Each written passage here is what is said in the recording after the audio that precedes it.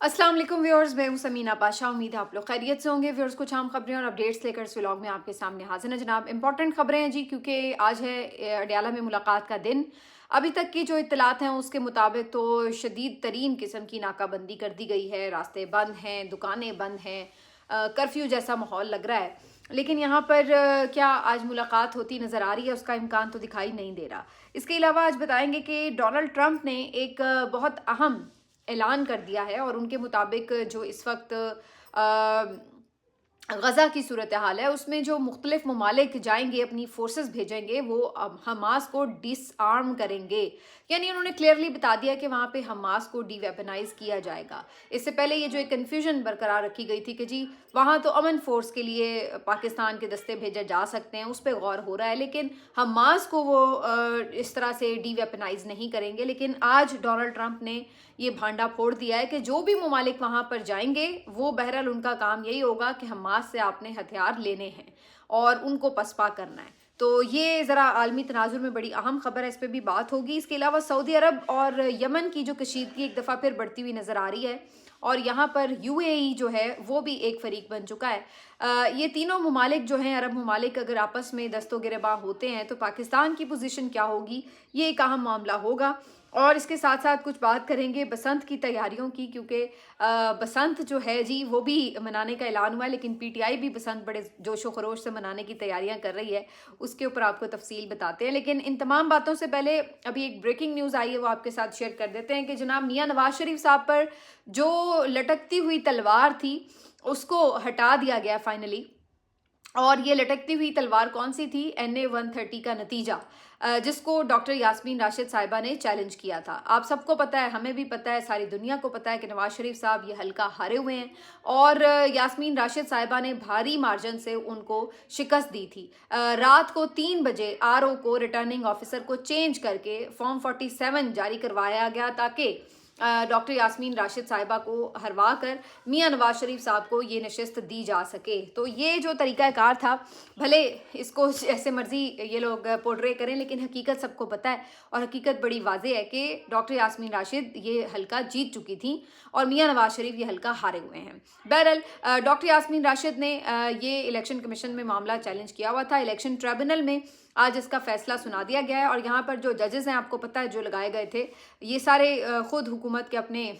चुने हुए जजेस थे जिनको भेजा गया था। तो आज उसने फैसला सुनाते हुए ये कहा है कि जनाब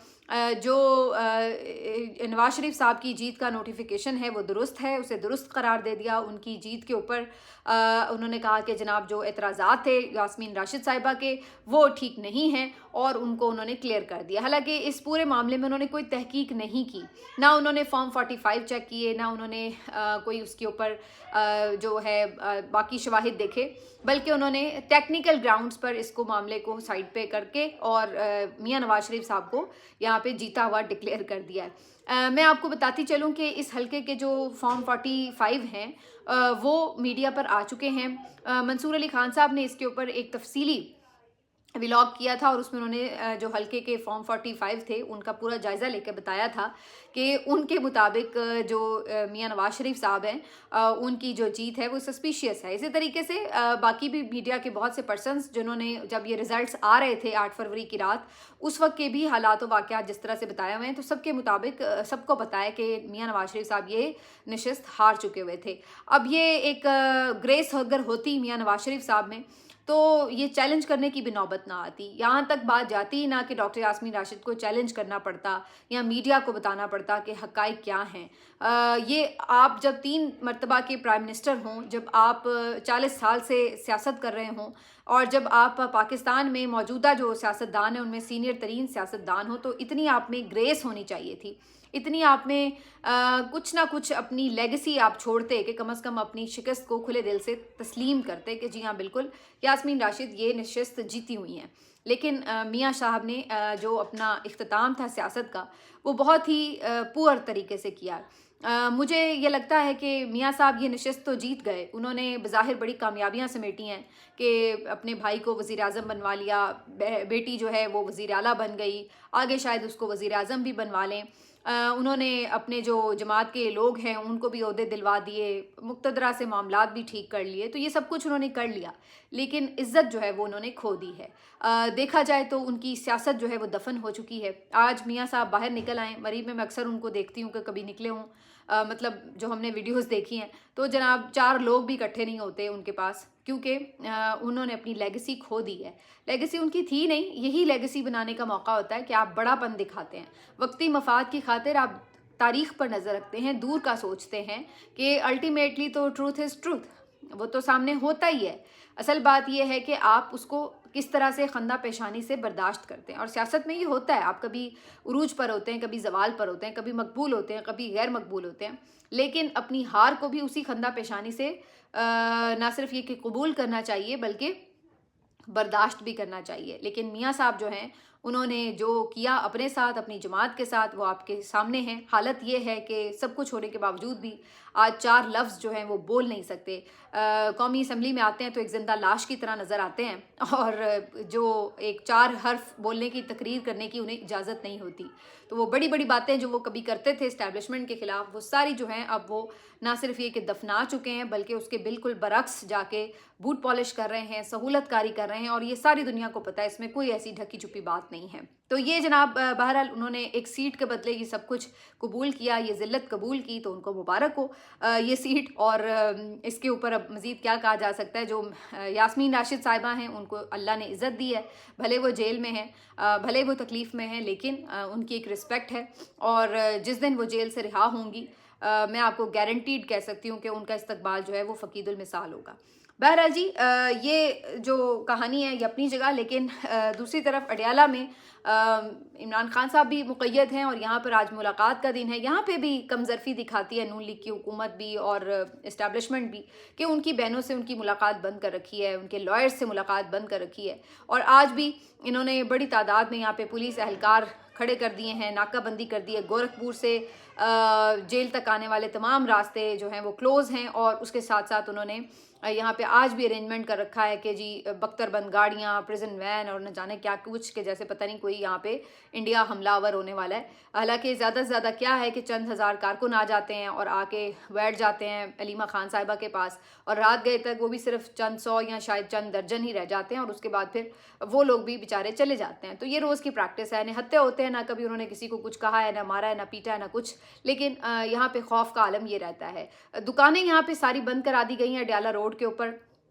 और मैं हैरान ये होती हूँ कि इन बेचारों का नुकसान बिला वजह किया जाता है। बार बार इनकी दुकानें हफ्ते में ये बंद हो जाती हैं जब भी इमरान खान साहब से मुलाकात का दिन होता है, तो ये बेचारे अलहदा से सफ़र कर रहे हैं गरीब लोग। लेकिन बहरहाल जी, ये सारी वहाँ पे आज मंजर ऐसा ही है कि जैसे बिल्कुल कर्फ्यू लगा हुआ है। मुलाकात का कोई इम्कान जो है वो नज़र नहीं आ रहा, क्योंकि अगर मुलाकात करानी हो तो फिर इतने अरेंजमेंट्स की ज़रूरत नहीं होती, फिर तो नॉर्मल सी एक सिक्योरिटी होती है, और उसके बाद जो भी फैमिली आए अंदर चली जाती है और बात ख़त्म। ना कारकुनों को बुलाने की, ना लीडर्स को धरना देने की, किसी चीज़ की फिर ज़रूरत ही बाकी नहीं रहती। तो इससे तो यही ज़ाहिर हो रहा है कि आज भी मुलाकात नहीं होगी। बाकी अलीमा खान साहिबा का आज क्या प्लान होगा, आज भी धरना होगा या नहीं, उसके बारे में अब ज़ाहिर अगले व्लॉग में आपको अपडेट करेंगे।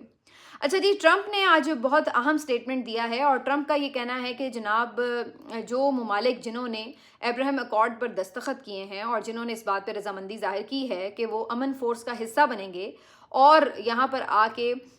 जो उनका काम होगा उससे मुतालिक उन्होंने बड़ा वाज़े बता दिया है कि जनाब हमास को गैर मुसल्लह करना उनका काम होगा। यानी कि ये वो सवाल था जो बार बार पूछा जा रहा था कि अगर पाकिस्तानी अपने फ़ौजी दस्ते भेजते हैं तो वहाँ पर उनका काम क्या होगा। क्या वो वहाँ पे जो गज़ा के महाजरीन हैं, जो वहाँ के, बल्कि महाजरीन तो नहीं, जो वहाँ के रहने वाले बेचारे फ़लस्तीनी लोग हैं, उनकी क्या हेल्प करेंगे या फिर उनको मारे पीटेंगे या क्या करेंगे। तो उसके ऊपर जो है हमें तो ये बताया जाता था पाकिस्तानी हुकाम की तरफ से कि जनाब पाकिस्तान अगर अपनी फोर्सेस भेजता है तो ये तो बड़ी सादत की बात है, क्योंकि जी हम वहाँ जाके बड़ी फ़लस्तीनियों के कॉज़ में उनकी हेल्प करेंगे। लेकिन हकीकत क्या है, ट्रंप साहब तो बिल्कुल एक डिफरेंट बात बता रहे हैं। वो ये कह रहे हैं कि जो भी फोर्सेस यहाँ पर आएंगी وہ جا کے حماس کو غیر مسلح کریں گی اور اس میں اسرائیل کو بھی کچھ کرنے کی ضرورت پیش نہیں آئے گی، کیونکہ جنہوں نے ابراہیم اکارڈ پر دستخط کیے ہیں وہ اس بات پہ رضامند ہیں، جو بھی اس کی شرائط ہیں، کہ حماس جو ہے وہ غیر مسلح ہوگی۔ اب اگر غیر مسلح نہیں ہوتی، حماس خود سے سرنڈر نہیں کرتی، تو ان کے خلاف بھرپور کارروائی ہوگی، انہیں تباہ و برباد کر دیا جائے گا، اور یہ کام اسرائیل نہیں کرے گا، بلکہ یہ کام وہ فورسز کریں گی جو دوسرے ممالک کی، اور وہ بتا رہے ہیں کہ 59 ممالک کی، تو وہ فورسز جو ہے وہ یہاں پہ موجود ہوں گی، وہ یہ کام کریں گی۔ تو یعنی کہ آپ اگر ایک طرح سے دیکھیں تو اس کا مطلب تو یہ ہوگا کہ یہ ایک بالکل اپوزٹ قسم کا ہماری پوزیشن ہوگی تاریخی طور پر، کیونکہ ہم تو ہمیشہ یہ سمجھتے ہیں کہ وہ فریڈم فائٹرز ہیں، ہم تو یہ سمجھتے ہیں کہ جو اسرائیل کا غاصبانہ قبضہ ہے وہ اس کو چھڑانے کے لیے جد و جہد کریں۔ تو کیا اگر ان کے خلاف جا کے کارروائیاں کرنی ہے تو اس کا مطلب کیا ہوگا کہ کیا اب ہم یہ سوچ رہے ہیں کہ جی حماس جو ہے، ہم اسرائیل کے جو پوزیشن ہے اس کے ساتھ کھڑے ہو گئے ہیں کہ جی حماس واقعی کوئی ٹیررسٹ آرگنائزیشن ہے اور اس کو ختم ہونا چاہیے؟ تو یہ تو بڑی ایک عجیب سی صورتحال ہے کہ اگر پاکستان ان شرائط کے اوپر جو ہے وہ اپنے فورسز کے دستے بھیجتا ہے، اور اس کے اوپر یقینی طور پر بہت سے جو علماء کرام ہیں جنہوں نے ساری زندگی اس پہ سیاست بھی کی ہے،